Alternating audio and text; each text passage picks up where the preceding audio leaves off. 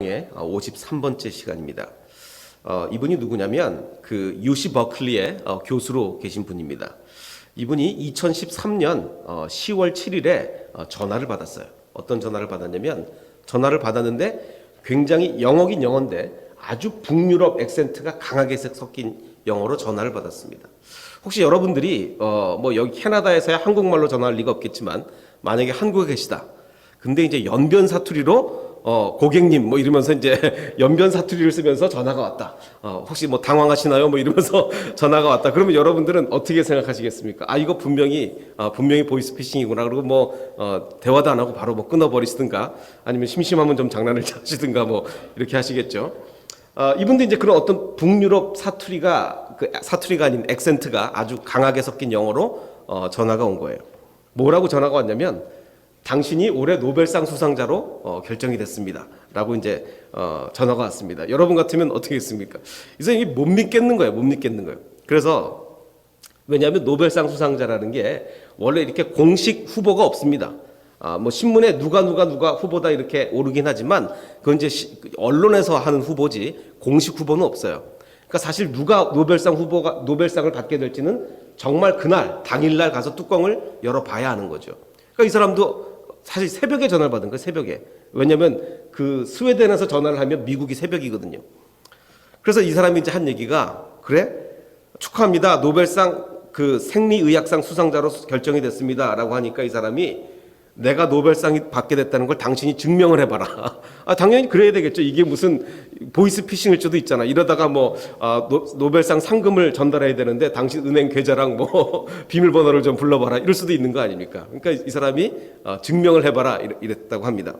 근데 사실 많은 노벨상 수상자가 그렇게 한대요. 왜냐하면 믿기가 어려우니까 당신이 진짜 그 노벨상 적인지 증명을 해봐라. 그럼 이 사람들이 온갖 방법을 통해서 증명을 하는데 주로 언제 가서 사람들이 다 믿게 되냐면 그 인터넷에 떠 있는 그 기자회견, 올해 노벨상 수상자는 하면서 이제 기자회견하는 거를 볼 수 있도록 가르쳐 주면 그때서 이제 다 믿는다고 합니다. 뭐든지 입증을 할 수가 있어야 돼요. 오늘은 바로 그 입증에 관한 이야기입니다. 그 지난주에는 우리가 어떤 말씀을 나눴냐면 성경에서 가장 유명한 예수님의 비유를 나눴습니다. 그게 어떤 거였죠? 그 달란트의 비유. 달란트 비유는 교회 안 다니는 사람들까지 알 정도로 가장 유명한 비유였습니다. 근데 그 비유에 의해서 바로 다음에 어떤 비유가 나오느냐? 성경에서 가장 부담스러운 비유가 나옵니다. 부담스러운 게 사람마다 좀 다르게 느껴질 수도 있지만 아주 많은 사람들이 좀 부담을 느끼는 그런 비유가 오늘의 이야기입니다. 바로 양과 염소의 비유예요. 내용을 좀 잘 아시겠지만 대충 한번 훑어보면 인자가 자기 영광으로 모든 천사와 함께 올 때 인자가 지금 예수님을 말씀하시는 거죠. 자기 영광의 보좌에 앉으리니 모든 민족을 여기서 이제 모든 민족이라는 단어를 좀 기억해 두시고 그 앞에 모으고 각각 구분하기를 목자가 양과 염소를 구분하는 것 같이 하여 양은 오른쪽에 염소는 왼쪽에 이렇게 나누겠다라는 얘기입니다. 그럼 이 양과 염소를 도대체 왜 나누느냐? 이 팔레스타인 지역에서는요, 이 목동들이 양과 염소를 낮에는 이렇게 같이 풀어놓고 키웁니다. 같이 풀어놓고 키우다가 밤에는 이제 우리 안에 들여놔야 되잖아요. 우리 안에 들여놔야 되는데 염소는 좀 추위에 약하대요. 그래서 좀 더 따뜻하게 해줘야 된답니다. 그래서 이제 우리로 쭉 들려보내면서 양은 이쪽, 염소는 이쪽 이렇게 해가지고 구별을 풀 뜯어 먹을 땐 괜찮은데 밤에는 구별을 해야 된다 이거죠. 그래서 이제 나눠야 된다는 이겁니다. 그러니까 이 비유를 말씀하시면 우리야 도대체 왜 나눌까 이러지만 이 당시 사람들은 다 그걸 아는 거예요. 그때 임금이 그 오른편에 있는 그 양쪽에 있는 자들에게 이르되 내 아버지께 복받을 자들이여 나와 창세로부터 너희를 위하여 예비된 나라를 상속받으라. 하나님 나라죠. 왜냐? 내가 굶주릴 때 너희가 먹을 것을 주었고 내가 목마를 때 마시게 했고 나그네 되었을 때 너희가 영접했고 헐벗었을 때 옷을 입혔고 병들었을 때 돌보았고 옥에 갇혔을 때 니네가 와서 나를 찾아봐 주었기 때문에 너희는 영원한 안식에 들어가라. 하나님 나라를 상속받아라. 이런 얘기를 하시는 겁니다. 그러자 이제 그 얘기를 듣고 있던 그 오른쪽에 있던 사람들이 의인들이 대답하여 아니 주님, 저희가 기억이 없는데요. 우리가 어느 때 주께서 줄이신 것을 보고 음식을 대접하였으며 뭐 언제 주님께서 헐벗은 것을 보고 우리가 먹을 것을 드렸으며 언제 옥에 갇힌 거 보고 우리가 찾아뵈었습니까? 라고 이제 얘기하는 거예요. 그러자 예수님이 내가 진실로 너희에게 이르노니 너희가 여기 내 형제를 좀 더 기억해 두시고 내 형제 중에 지극히 작은 자 하나에게 한 것이 곧 내게 한 것이니라 라고 이렇게 말씀을 하십니다. 자, 여기서 보면 특징이 있습니다. 어떤 특징이 있냐면 지금 이 마태복음 25장에는 세 가지 비유가 나옵니다. 슬기로운 5 처녀와 어리석은 5 처녀의 비유. 그렇죠. 등불을 그 기름을 준비했느냐 안 했느냐. 그리고 그 다음에 나오는 비유가 뭐예요? 달란트 비유. 그 다음에 이 세 번째로 이 비유가 나오는 건데 앞에 나온 두 비유는요. 자기가 의식적으로 뭔가를 하는 거예요. 아, 신랑이 더디 올지도 모르니까 기름을 준비해야지. 라고 의식적으로 하는 거지 뭐 무의식적으로 왔는데 기름이 따라오고 뭐 이런 거 아니지 않습니까? 의식적으로 준비를 하는 거예요. 그리고 달란트를 남기는 것도 아, 주인이 달란트를 줬으니까 이 달란트로 장사를 해야지. 의식적으로 하는 거 아닙니까? 근데 이 마지막 세 번째 비유는요. 이 사람들이 하나님의 일을 하기는 하는데 대단히 본능적으로 해요. 무의식적으로. 그 가난한 사람을 이 가난한 사람을 돕는 게 하나님을 위한 거니까 이걸 해야지. 이게 아니고 정말 자기 진심에서 우러나오는 그냥 진심으로 일을 했을 뿐이에요. 근데 예수님이 그걸 갖다가 그래 너희들 정말 나를 먹여 살렸구나 라고 하니까 아니 우리가 언제 그랬죠? 이렇게 나오는 겁니다. 그러니까 의식적 순종이 앞에 두 비유라면 지금 이 비유는 무의식적 순종. 거의 본능으로 나오는 우리 믿는 사람들의 본능에서 나오는 이 무의식적인 순종을 얘기하고 있는 겁니다. 자, 그 다음에 이제 왼편에 있는 저주받은 자들에게 말씀하시기를 이 저주받은 자들아 마귀와 그 사자들을 위하여 예비된 영영한 불에 들어가라. 내가 줄일 때 이제 똑같은 얘기를 하시는 거예요. 너희들은 내가 배고플 때 먹을 걸 주지 않았고 헐벗었을 때 입히지 않았고 목마르었을 때 마실 걸 주지 않았고 내가 옥에 갇혔을 때 찾아보지도 않았고 너희는 나를 전혀 돌아보지 않았다. 그러자 그들은 깜짝 놀라는 겁니다. 우리가 언제 그랬습니까? 우리가 주님이 그랬으면 우리가 가만히 있었겠습니까? 우리는 주님을 본 적도 없습니다. 이제 라고 이야기를 하는 거예요. 항상 예수님의 말씀은 제가 뭐 거듭거듭 말씀드렸죠. 반전이요, 반전. 아마 이 사람들은 최후의 심판대 앞에서 이런 반전이 있으리라고는 아마 생각도 못했을 거예요. 그러니까 깜짝 놀라는 거죠. 그러니까 거의 예수님의 반전 중에 최고의 클라이막스 반전이 아닌가 그런 생각이 들어요. 여러분 예수님이 계속 반전을 말씀하시는데 우리 뭐 평안교회 교인들이야 그런 일이 없겠지만 제일 엄청난 반전이 뭐겠습니까? 예수님 앞에 갔는데 넌 구원 못 받아. 이거보다 더 큰 반전이 어디 있겠어요? 이거보다 더 큰 반전이. 그러니까 이건 반전 중에 반전인 거예요. 그들도 대답하여 이르되 우리가 언제 그랬습니까? 라고 얘기하자 똑같이 지극히 작은 자에게 하지 아니한 것이 내게 하지 않은 것이다. 라고 예수님이 말씀하신 겁니다. 자, 여러분 이 사진이 뭘로 보이십니까? 저기 있는 게 뭐 같으세요? 초콜릿 같죠? 예, 비누입니다. 비누요. 그 비누인데 요즘 이렇게 비누들이 이렇게 예쁘게 나오나 봐요. 뭐 원래는 이렇게 이 케이스에 있는 걸 그 테이블 위에 올려놓은 거예요. 케이스에 있을 땐 그래도 뭐 비누일 수도 있다는 생각이 드는데 저렇게 그 접시 위에 놓으니까 이걸 누가 초콜릿이라고 생각하지 비누라고 생각을 하겠습니까? 저도 한 몇 달 전에 그 부엌에 갔는데 저런 하얗게 생긴 예쁜 요런 고체 덩어리가 있더라고요. 그래서 이 부엌에 있으니까 이거 초콜릿이겠구나 하고 입에 넣었어요. 근데 비누더라고요, 비누. 근데 만약에 제가 그 하얀색 거의 이게 그 예쁘게 생겼는데 이게 부엌에 있었으니까 제가 입에 넣었죠. 이게 화장실에 있었으면 제가 입에 넣겠습니까? 입에 안 넣죠. 그러니까 제가 그것을 초콜릿이라고 믿은 이유는 더 강력하게 믿은 이유는 부엌에 있었기 때문이에요. 신자들도요, 겉보기 신자가 있고 진짜 신자가 있습니다. 근데 이게 가짜 신자들이요, 교회 안에 들어와 있으면 더 진짜 같아요.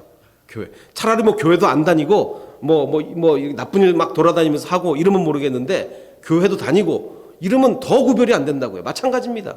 지금 그 얘기를 하고 있는 거예요. 자, 오늘 이 비유의 그 양과 염소의 비유의 결론이 뭐냐? 결론이 그들은 영벌에, 그들이 누굽니까? 돕지 않은 사람들. 그들은 영벌에, 의인들은 영생에 들어가리라. 이렇게 이제 결론으로 말씀을 하셨어요.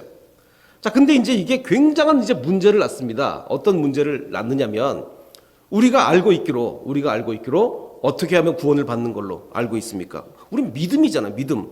에베소서에도 보면 믿음으로 말미암아 구원을 받았으니 이것은 너희에게서 난 것이 아니요 하나님의 선물이라.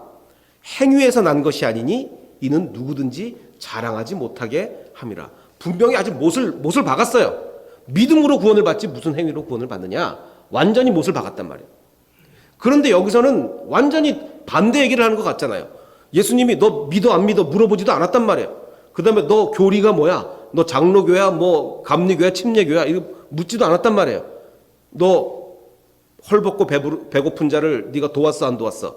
이걸로 예수님이 지금 말씀하신단 말이죠. 그럼 전혀 아주 굉장히 큰 문제가 발생하는 거죠. 자, 그래서 이제 이 문제를 가지고 많은 신학자들이 정말 아주 골머리를 쌌습니다.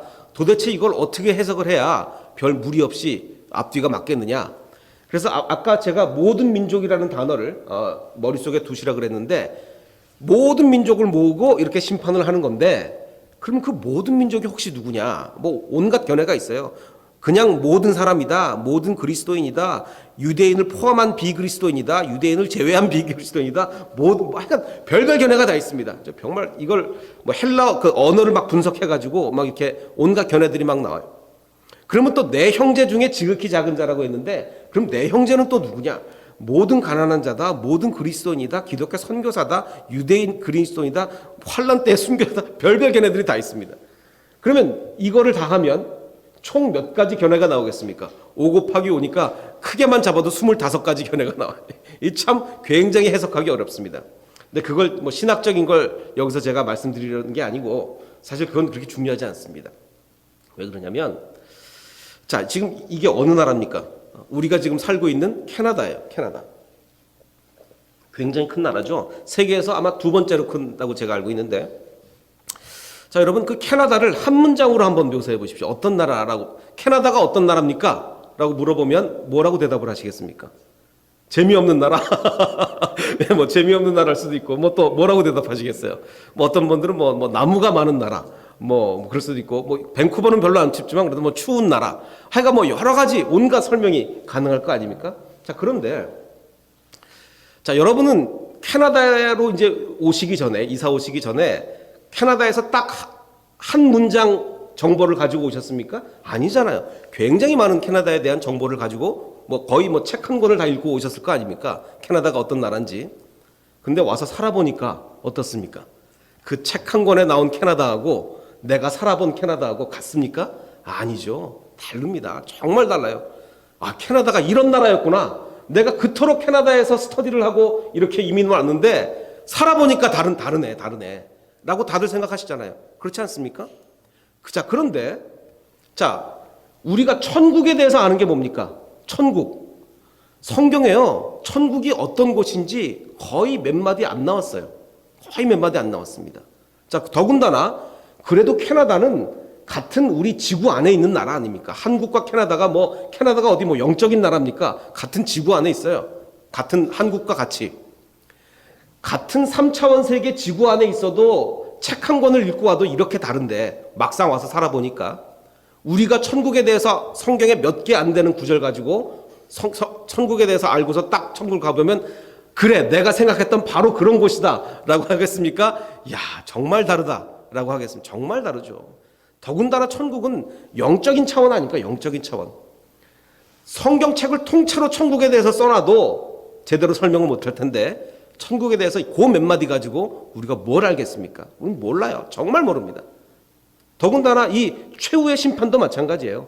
최후의 심판이 3차원 세계 우리 차원에서 벌어지는 현상입니까? 영적인 현상입니까? 이 영적인 현상 아니에요. 최후의 심판을 아무리 설명해도 우리가 어떻게 알아듣겠습니까? 그 영적인 거를. 그러니까 굉장히 우리는 모르는 거예요. 일단 모른다고 접어두고 들어가야지 이거를 교리적으로 막 이거 따지고 해서 바로 이런 거다. 절대로 이럴 수밖에 없다. 라고 하는 건 거의 대부분 틀렸다고 보면 됩니다. 우리는 알 수가 없어요. 그래서 예수님이 천국에 대해서 묘사할 때요, 천국은 바로 이런 곳이다라고 정확하게 서술적으로 묘사하지 않습니다. 천국은 이렇다, 천국에 들어가 보면 뭐 어떻게 생겼고 이렇다, 절대로 그렇게 서술적으로 묘사하지 않아요. 항상 뭐라고 얘기하십니까? 비유로 말씀하세요. 천국은 비유가 아니면 얘기가 할 수가 없는 거예요. 그래서 천국은 뭐 겨자씨 하늘 같으니, 뭐 밭에 감추인 보화와 같으니, 진주를 구하는 장사와 같으니, 뭐 이렇게밖에 얘기를 할 수가 없는 거. 어떻게 얘기합니까, 천국을? 마찬가지로 최후의 심판도 우리가 정확하게 어떤 일이 벌어질지는 우리는 어떻게 하면 알 수 있다? 가봐야 알 수 있다. 가봐야 알 수 있다. 뭐 신학자들이 뭐 이렇게 얘기를 하지만 신학자들도 안 가봤는데요. 뭐 가보고 왔으면 얘기가 다르겠지만. 자, 그래서 그럼 보편적으로 지금 이 양과 염소 비유를 우리가 어떻게 해석을 해야 되느냐? 야고보서에 보면 이런 말씀이 있습니다. 행함이 없는 믿음은 그 자체가 죽은 것이라. 행함이 없는 너의 믿음을 내게 보이라. 나는 행함으로 내 믿음을 보이겠다. 라는 말씀이 야고보서에 있어요. 바로 이 말씀이 지금 최후의 심판 양과 염소의 비유를 얘기해 주고 있는 거예요. 어떤 사람들은 나 예수님을 믿는다 하고 이제 당당하게 예수님 옆에 갔습니다. 저 예수님 믿습니다. 제가 전도도 많이 하고 한 거 아시죠? 제가 예수님 믿습니다 하고 갔어요. 근데 예수님이 그러면 뭐라고 하시겠습니까? 네 믿음을 좀 보여봐라. 네 믿음을 좀 보여봐라. 그게 바로 지금 이 양과 염소의 비유예요. 아무리 믿음이 있다고 떠들면 뭐합니까? 그 믿음이 죽은 믿음은 안 되는 거예요. 자, 그러니까 이 말 정리를 해보면 오직 믿음으로 구원을 받는다. 맞는 얘기입니까? 틀립니까? 맞아요. 오직 믿음으로 구원을 받습니다. 자, 그런데 다시 말하면 인간의 어떤 행위도 구원을 받을 만한 공로를 쌓지 못한다. 지금 양과 염소를 아까 나눴잖아요. 나눴을 때, 야, 그래, 너는 이 가난한 자가 배고팠을 때 먹을 걸 주었다. 그러니까 너는 구원을 받을 만큼 충분히 선행을 한 거야. 그러니까 너는 구원을 받아. 이게 아닙니다. 이게 아니에요. 우리의 어떤 선행도 구원을 받을 만큼 큰 선행은 인간은 할 수가 없어요. 그게 아니라 그래, 네 믿음이 진짜야? 네가 진짜 믿음을 가졌어? 그러면 너는 반드시 선행을 할 것이야 라고 예수님 말씀하시는 거죠. 그 차이를 인식을 하시겠죠.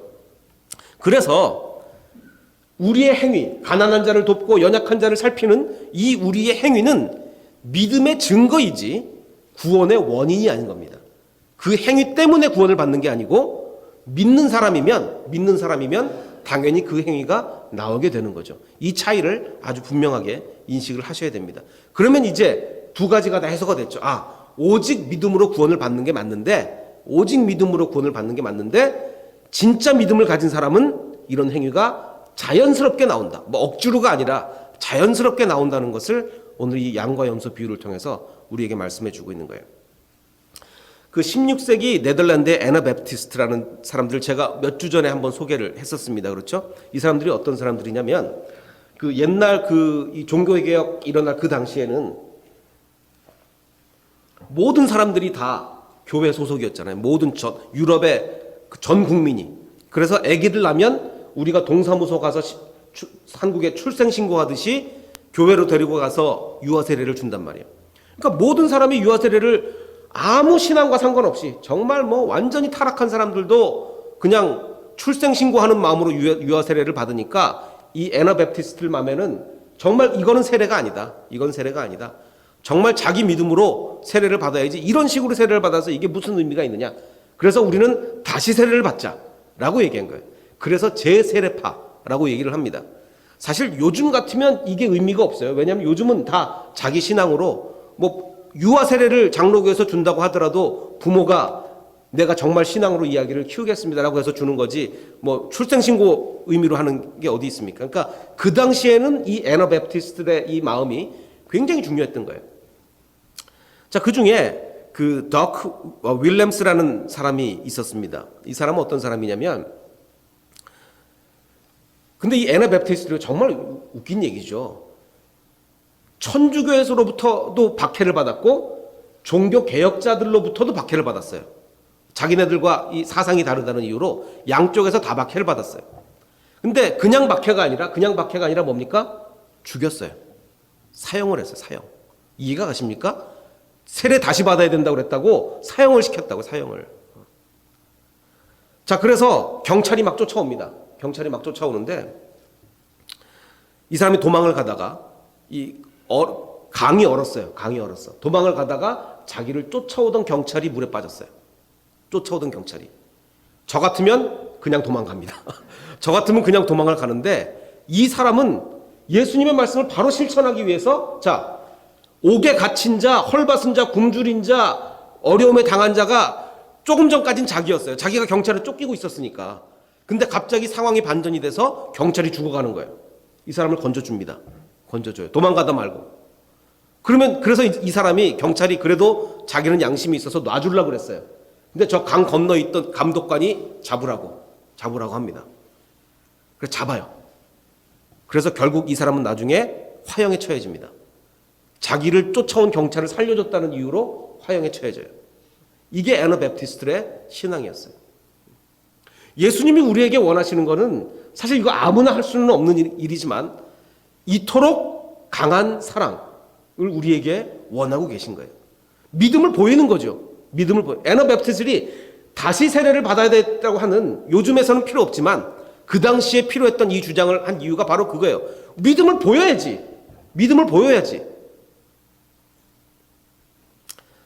자, 아까 말씀드렸듯이 마태복음 25장에는 비유가 3개 나옵니다. 첫 번째, 10처녀의 비유, 5은 어리석고 5은 슬기로웠습니다. 그 다음에 달란트 비유, 그리고 지금 말씀드린 양과 염소의 비유입니다. 자, 10처녀 비유의 핵심은 뭐였죠? 이 비유의 핵심은 뭡니까? 기름을 준비를 한 사람은 살아났고 기름을 준비 못한 10처녀는 쫓겨났어요. 5처녀는. 왜 그랬습니까?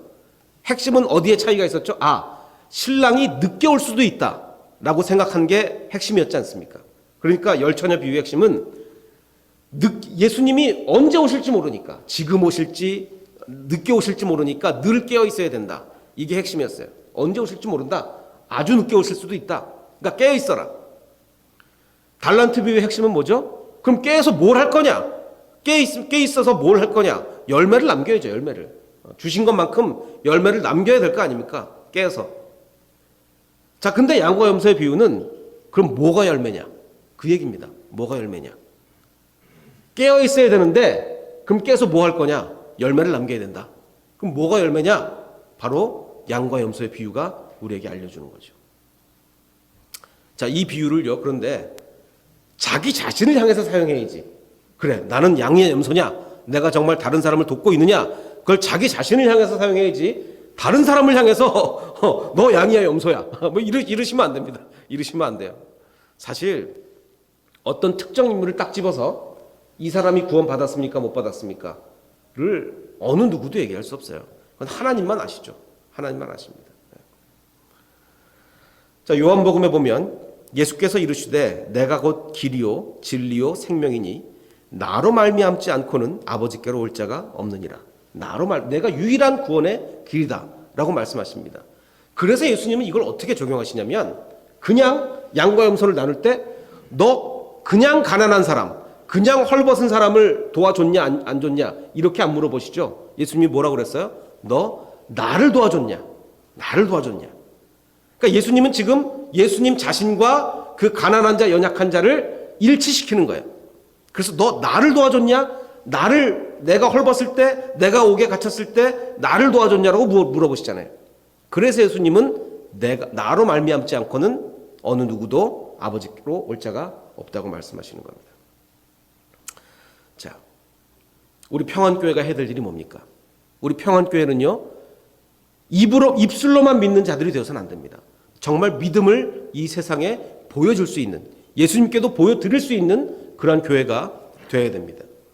자, 지금부터는 제가 우리 평안교회가 돕고 있는 여러 형제들을 제가 소개를 하고자 합니다. 제가 동영상은 아마 여기까지로 제가 끊겠습니다. 왜냐하면 이분들의 프라이버시가 있기 때문에 동영상은 여기서 끊기로 하고 저희 평안교회가 어떤 사역을 하고 있는지, 그리고 그들의 기도 제목이 무엇인지를 함께 좀 나누고자 합니다.